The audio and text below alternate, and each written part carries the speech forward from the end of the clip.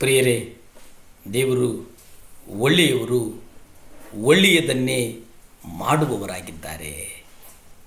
ಎಲ್ಲ ವೇಳೆಯಲ್ಲಿ ನೀವು ಪವಿತ್ರಾತ್ಮನಿಂದ ತುಂಬಲ್ಪಡ್ರಿ.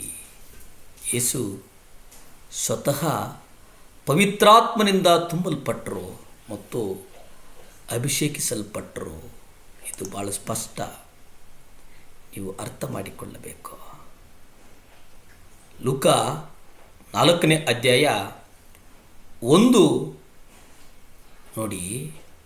ಯೇಸು ಪರಿಶುದ್ಧಾತ್ಮನಿಂದ ತುಂಬಿದವನಾಗಿ ಯೋರ್ದಾನಿನಿಂದ ಹಿಂತಿರುಗಿ ಬಂದು ಆತ್ಮನಿಂದ ಅಡವಿಯ ಒಳಗೆ ನಡೆಸಲ್ಪಟ್ಟರು. ಅವರು ಅಡವಿಯ ಒಳಗಡೆ ಹೋಗ್ಬೇಕಂತಂದರೆ ಕಾರಣ ಏನು ಗೊತ್ತಾ? ಪರಿಶುದ್ಧಾತ್ಮ ತುಂಬಿಸಲ್ಪಡ್ತು.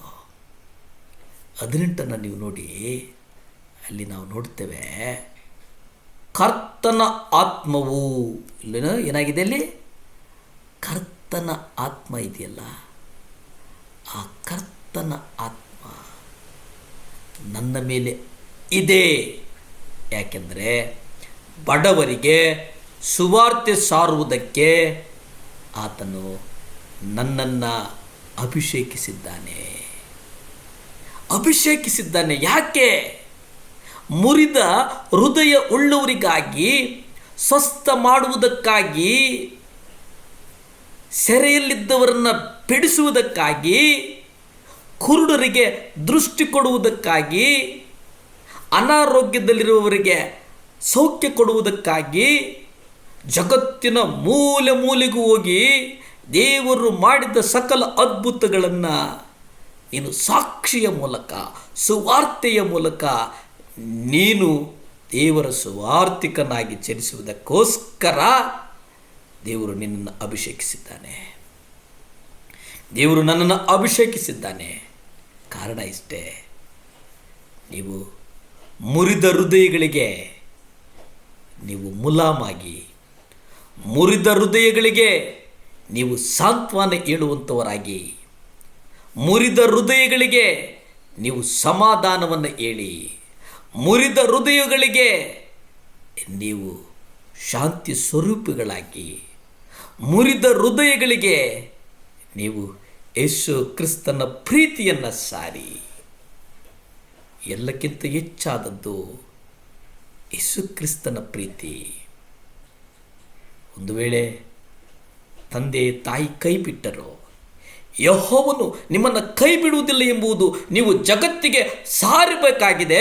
ಸುವಾರ್ತೆಯನ್ನು ಜಗತ್ತಿನ ಮೂಲೆ ಮೂಲೆಗೂ ನೀವು ನಡೆಸಿಕೊಂಡು ಹೋಗಬೇಕಾಗಿದೆ. ಯಾಕೆ ಗೊತ್ತಾ? ಒಂದು ಆತ್ಮನು ನಾಶವಾಗುವುದಕ್ಕೆ ಆತನಿಗೆ ಇಷ್ಟ ಇಲ್ಲ. ಇವತ್ತು ಎಷ್ಟೋ ಹಳ್ಳಿಗಳಿಗೆ ಸುವಾರ್ತೆಯ ಕೊರತೆ ಇದೆ. ತಂತ್ರಜ್ಞಾನ ಇಷ್ಟೊಂದು ವೇಗವಾಗಿ ಬೆಳೆದಿದ್ದರೂ ಸಹ ಇವತ್ತು ಸುವಾರ್ತೆ ಮರೀಚಿಕೆಯಾಗಿದೆ ಅನ್ನುವುದಾದರೆ ನೀವು ನಂಬಬೇಕು. ಸುವಾರ್ತೆ ಚಲಿಸಬೇಕು, ಸುವಾರ್ತೆ ಧ್ವನಿಸಬೇಕು, ಸುವಾರ್ತೆ ಎದೆಗಳನ್ನು ಮುಟ್ಟಬೇಕು, ಸುವಾರ್ತೆ ನೂತನ ಆತ್ಮಗಳನ್ನು ಸಭೆಗೆ ಕರೆದುಕೊಂಡು ಬರಬೇಕು, ಪವಿತ್ರಾತ್ಮನ ಅಭಿಷೇಕ ಕ್ರಿಯೆ ಮಾಡಬೇಕು. ಆತ್ಮದಿಂದಲೂ ಸತ್ಯದಿಂದಲೂ ಅವರನ್ನು ನಡೆಸುವಂಥ ಜವಾಬ್ದಾರಿ ನಿಮ್ಮ ಮೇಲಿದೆ ಪ್ರಿಯರೇ, ನನ್ನ ಮೇಲಿದೆ ಪ್ರಿಯರೇ. ಪೌಲ 1 ಕೊರಿಂಥದಲ್ಲಿ ಬರೀತಾನೆ, ಪೌಲ ಒಬ್ಬರಿಗೊಬ್ಬರು ಪ್ರೀತಿಸಿರಿ, ಒಬ್ಬರ ಭಾರವನ್ನು ಒಬ್ಬರು ಹೊರ್ರಿ, ಒಬ್ಬರಿಗೋಸ್ಕರ ಒಬ್ಬರು ಪ್ರಾರ್ಥನೆ ಮಾಡಿ, ಒಬ್ಬರಿಗೊಬ್ಬರು ಒಡಂಬಡಿಕೆಯಿಂದಿರಿ, ಪ್ರಾರ್ಥನೆ ಮಾಡಿಕೊಳ್ಳೋಣವೇ. ಭೂಮಿ ಆಕಾಶಗಳನ್ನು ಉಂಟು ಮಾಡಿದಂಥ ಸರ್ವಶಕ್ತನಾದಂಥ ದೇವರ ಸ್ತೋತ್ರನಪ್ಪ. ಈ ಮುಂಜಾನೆಯ ಸಮಯದಲ್ಲಿ ಸ್ವಾಮಿ, ಯಾರ್ಯಾರು ದೇವರ ಹೃದಯದ ಬೇನೆಯಿಂದ ನರಳುತ್ತಾ ಇದ್ದಾರೋ ಅವ್ರಿಗಾಗಿ ಪ್ರಾರ್ಥಿಸ್ತೇನೆ ದೇವರ.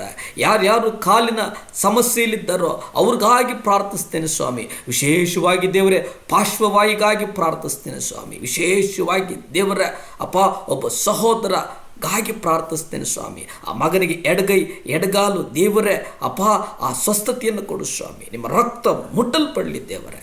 ಮಗನು ನನಗಾಗಿ ಪ್ರಾರ್ಥಿಸಿರಿ, ಸೌಖ್ಯಕ್ಕಾಗಿ ಪ್ರಾರ್ಥಿಸಿರಿ, ನನ್ನನ್ನು ನಾನು ಒಪ್ಪಿಸಿಕೊಟ್ಟಿದ್ದೇನೆ ಎಂಬುದಾಗಿ ಹೇಳಿದ್ದಾನಯ್ಯ. ಯೇಸು ಕ್ರಿಸ್ತನ ರಕ್ತ ಮಗನನ್ನು ಮುಟ್ಟಲಿ ದೇವರೇ. ಮಗ ಎದ್ದು ಚಲಿಸಲಿ, ನಡೆಯಲಿ ದೇವರೇ. ಸುಖ ಕೊಡು, ಘನ ಕೊಡು ಸ್ವಾಮಿ. ಮಗನನ್ನು ಗೌರವಿಸು.